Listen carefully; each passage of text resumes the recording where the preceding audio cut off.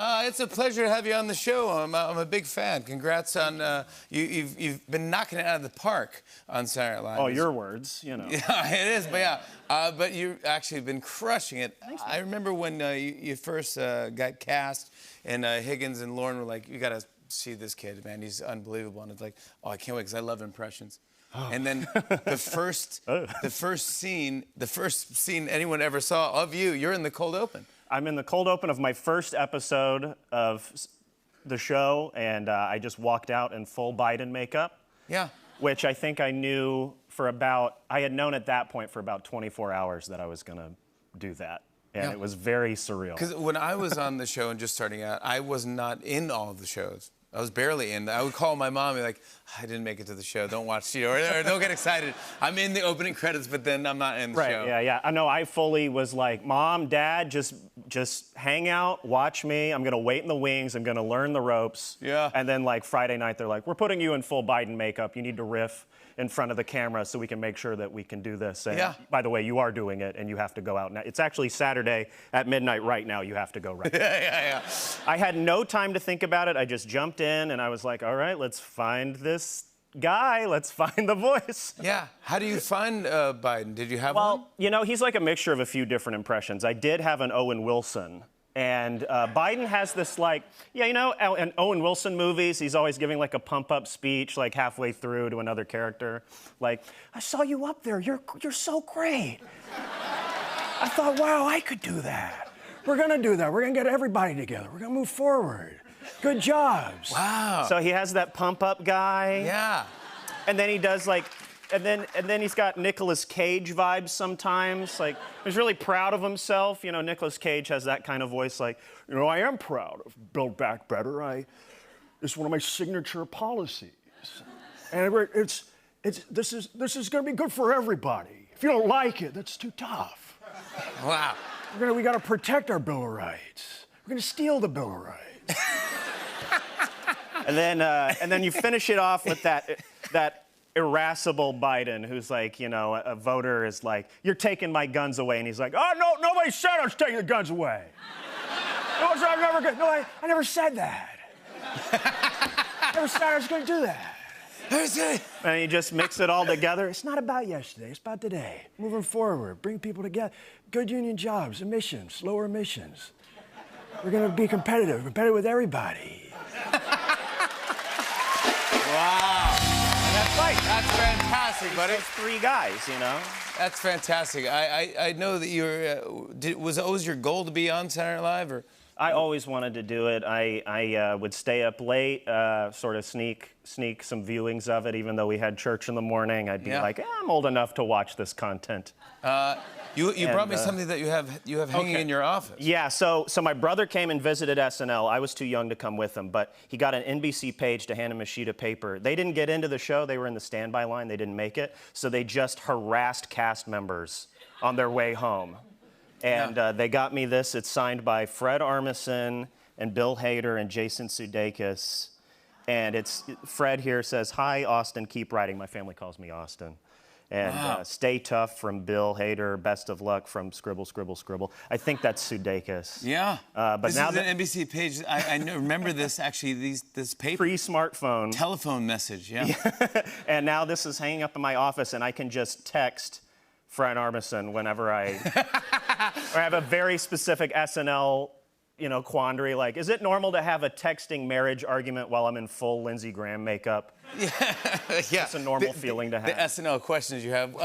I gotta say, the first time I think I saw you did an impression of Donald Trump, which I think is the greatest impression of Donald Trump. It's such an interesting take, and you did it before anyone was doing this. Thank you. And I go, what is going on? How did you figure out you could do that? Well, let me just say that I love that my fate is bound to this man, you know?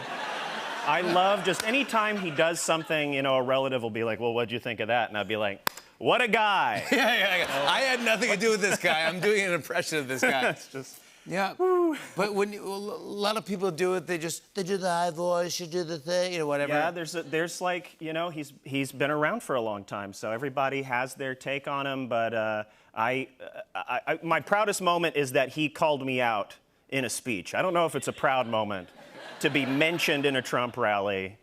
But he was Yeah. just like, you know how he has that stream of consciousness thing where he like bounces around a bunch of different topics at once? He was calling somebody in Washington a liar. And then he went, he's a liar, the liar, the liar, John Lovitz. John Lovitz, the show's not as good anymore. It's not as good anymore. We don't watch the show, but they got a new guy doing me. I hear he's pretty good. I hear he's pretty good. They got a new guy doing me. He's probably pretty good. We don't know his name. We don't watch the show. He's talking about someone else who's a liar, and he. I love that he loved the liar bit. You know what I mean? If he had just been like Garth and Cat. Don't we love Garth and Cat? Remember Nick Burns? We love Nick Burns. Oh, Nick Burns, yeah. Nick Burns, he did computer, and he was very good with iMac and with. Oh my goodness, that's unbelievable, buddy. SNL fan Donald Trump. Yeah. Now I saw you.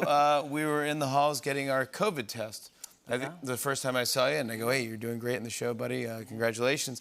And we're talking quickly, 6 feet away through masks, and and you're like.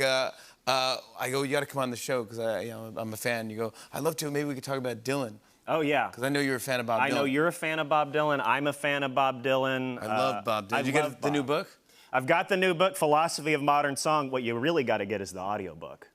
Because if you ever listen to him on Sirius XM, he's like, Theme Time Radio on Sirius XM. You're listening to Bob Dylan. Today's theme is flowers, hydrangeas, chrysanthemums. And like the whole audiobook for his philosophy. I don't know if I've ever heard anyone do a speaking impression of Bob Dylan.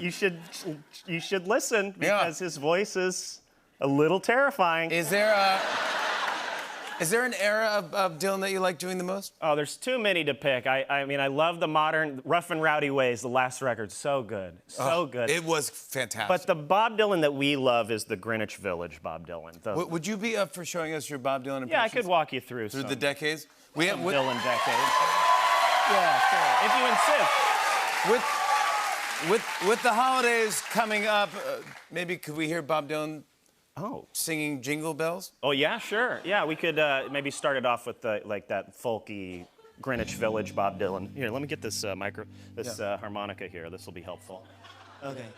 Jingle bells, jingle all the way. Oh, what fun it is to ride. He's always giggling on these songs. What fun it is to ride. I think Calvin Coolidge said that.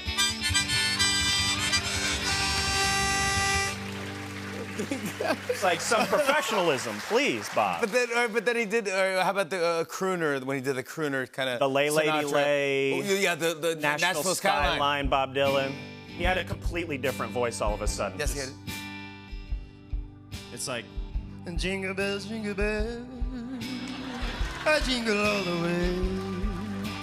What fun it is to ride in a one-horse open sleigh. Why are you singing like that?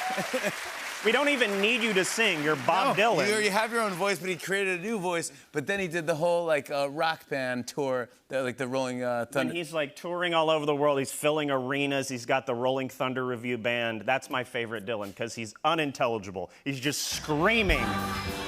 Yeah, here we go. Oh, we're dashing through the snow. Ooh, in a one-horse open sleigh. Oh, over the fields we go. Love it, love the way. With your bells on your bobtail ring and your making spirits bright. What fun it is to ride a sleigh on a sleigh song tonight. I can hear you, Bob. Yeah. I'm 2 towns over. I can hear you. He can hear you. I don't even need the microphone there. But how about 90s Dylan? 90s Dylan, he had a big comeback, Time Out of Mind. Yes. He said, I'm never going to sell out. I'll never do an ad. And then he did a Victoria's Secret ad.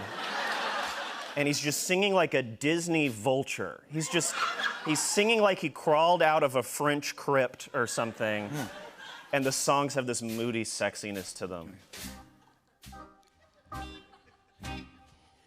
Jingle bells, jingle bells, jingle all the way. Yeah. Oh, I find it is the rain, and I want those open lanes. Oh my God! Come on now. James Austin Johnson, everyone. Catch an all-new Saturday Night Live this weekend on NBC and Peacock. We'll be right back with a performance from N. Juliet. Stick around, everybody. Jingle all the way. Jingle all the way. Over, and it's a rain. Is this the rain? And I want those open lanes. Oh, what's the jingle bell? Jingle the bell. Jingle the bell.